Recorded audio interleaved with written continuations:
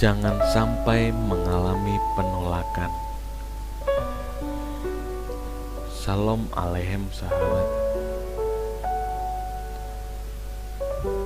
Tetapi aku melatih tubuhku dan menguasainya seluruhnya, supaya sesudah memberitakan Injil kepada orang lain, jangan aku sendiri ditolak. 1 Korintus 9 ayat 27.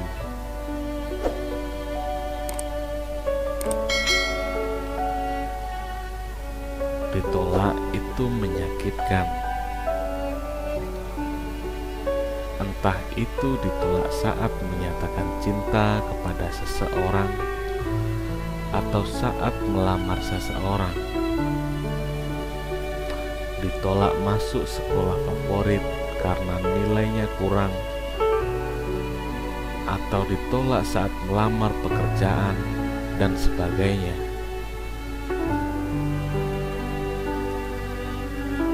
Mengalami penolakan adalah momok bagi semua orang, sebab ditolak berarti tidak diterima keberadaannya.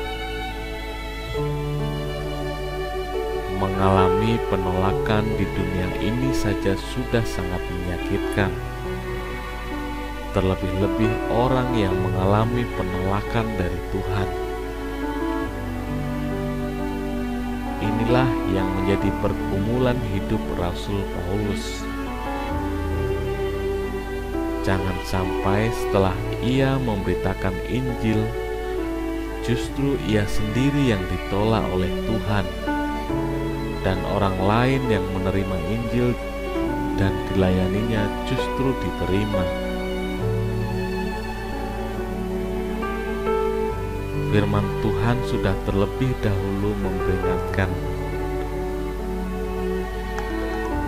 tetapi banyak orang yang terdahulu akan menjadi yang terakhir, dan yang terakhir akan menjadi yang terdahulu.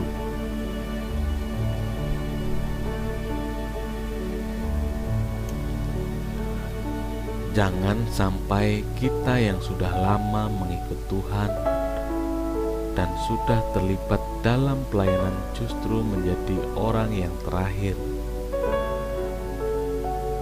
Karena itulah Rasul Paulus melatih diri sedemikian rupa.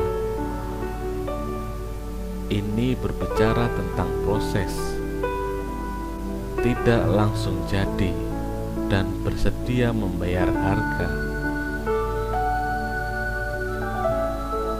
Kita harus bisa menguasai dan mengendalikan tubuh kita.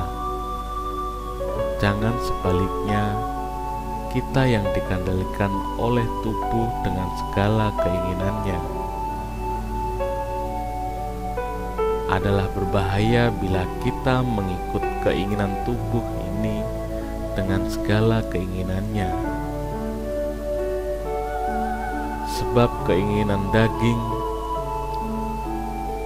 ini berlawanan dengan keinginan roh.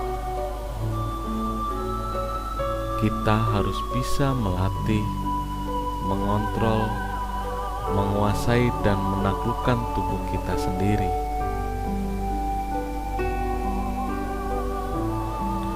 Sahabat, Alkitab mengisahkan bahwa Saul awalnya adalah orang yang diurapi Tuhan saat menjadi raja atas Israel.